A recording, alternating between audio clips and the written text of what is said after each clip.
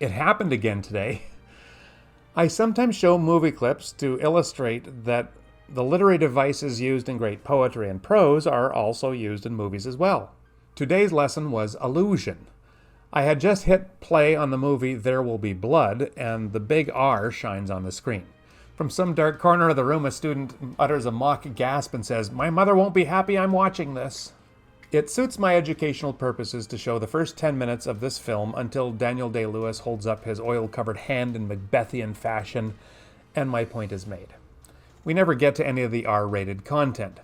An R rating is given by the Motion Picture Association of America to a film if the language, sexuality, or violence is considered inappropriate for children under 12 years of age, and it recommends parental guidance for those under 17. The student comment was a joke, but it indicates the reality that the MPAA rating system is being used by parents, even Canadian parents, to decide what movies they will allow their children to see. This makes some sense, since the purpose of the rating system is to give parents some idea as to what the level of language, sexuality, and violence is in the film. And we ought to be concerned about these things. Harsh language, sexuality, and violence are unsuitable for younger children. The problem here is that the rating system assumes that language, sexuality, and violence are all that parents should be concerned about. There are a few things that I think Christian parents ought to hold higher than this trio of cinematic vice. But when the MPAA rating system is the guide, some movies are being watched that shouldn't be, and some are not that should be. A G or a PG rating doesn't mean it's good, and an R rating doesn't mean it's bad. Let me illustrate what I mean by using two movies. Remember the Titans, rated PG, and Crash, rated R for language, sexual content, and violence. Both of these films seem to explore the themes related to racism. Reviewers have no problem recommending Remember the Titans to families. Well, hooray for Hollywood! At last, here's a story about overcoming bigotry told without profanity, exploitive sex, or excessive violence. What's more, it's downright entertaining. If a film is done right, no one is going to leave the theater let down by its wholesomeness. One of the things that the reviewer got right is that it certainly is entertaining.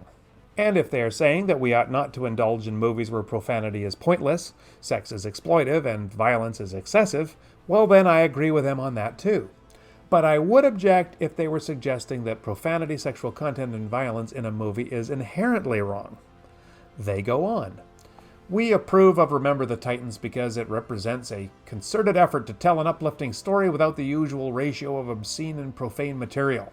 If that sounds like a Hallmark card commercial, well, what's wrong with leaving the theater feeling hopeful and satisfied?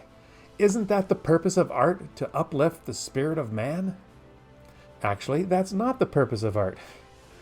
This isn't the only guy that doesn't know this. As a matter of fact, there are two very common misunderstandings about art. One is that it must have some moral at the end of the story, and the second, that it must be beautiful.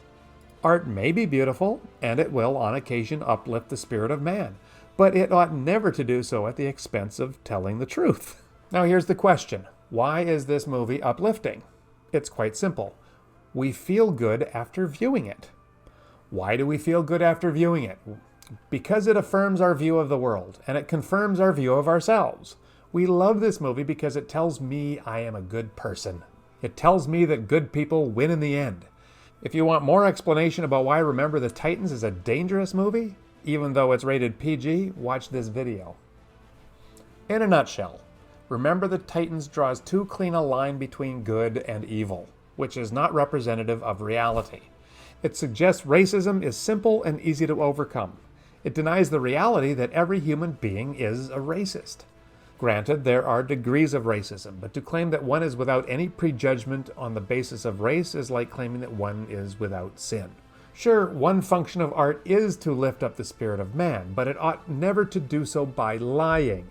If you are going to take Philippians 4 verse 8 seriously, you are not going to allow your children to watch this movie alone without some guidance to show them where this movie falls very far short of the truth, even though there is almost no language, no sexual content, and no violence in the film. Crash is rated R. It won the Academy Award for Best Picture in 2005. Like Remember the Titans, this film deals with racism.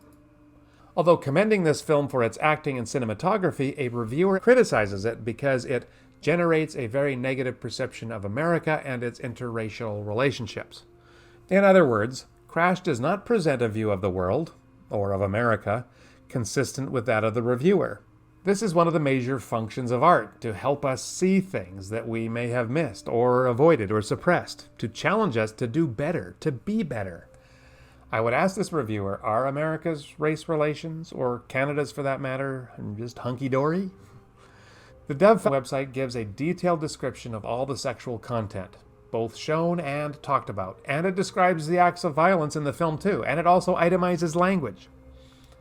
I'm not even sure what all of these even mean, but I think it would be a sin for me to sit down and try to figure them all out. But yes, there is some strong language in this film. This film does not earn the Dove approval rating. Granted, this rating is based on the suitability for families, and it is not suitable for families. I want to be clear, this movie is completely inappropriate for younger children, but I recommend this movie to any adult who can get past the content. Why? Because in the words of Philippians 4 verse 8, it's excellent and praiseworthy. It's very well crafted, but it's also true. It doesn't give us simple categories of good and evil. The characters are not simply good and bad. The characters that I initially judged in this movie as good do bad things, and the bad characters, well, they do good things. Eventually, the categories just don't work anymore.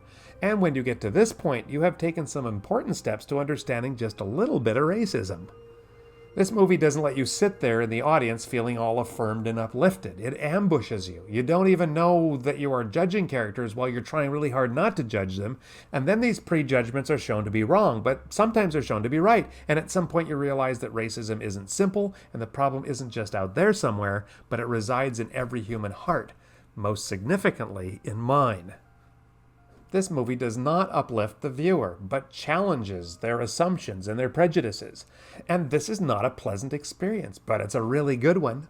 Christian discernment means a lot more than avoiding movies with strong language, sexual content, and violence. There are many movies out there that ought not to be viewed by anyone, let alone children. Some of them are rated G. Some of them are rated R and should be avoided for their treatment of language, sexuality, and violence. But there are also those that are not only well crafted, but they also tell us about ourselves. They tell us the truth about ourselves. And sometimes they have content that earns them the R rating because the language or the sexuality or the violence actually helps the film to tell us the truth about ourselves and the world in a meaningful way that challenges us to be better. Thank you, and we'll see you next time.